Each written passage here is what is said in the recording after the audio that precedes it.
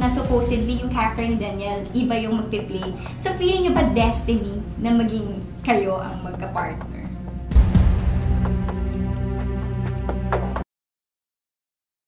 Naalala ko, July 2012, yun, nandun ako sa Subic nung nag-first shooting day kayo for Growing Up. Ah, talaga? Yes! And naalala ko pa nun, alam naman natin lahat na supposedly yung character ni Daniel, iba yung magpe-play. So feeling nyo ba destiny na maging kayo ang magka-partner?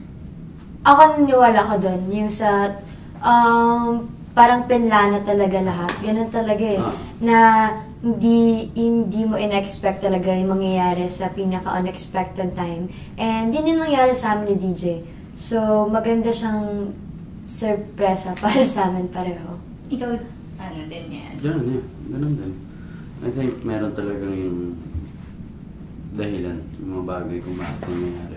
May sarili silang ways kung paano nangyayari. So,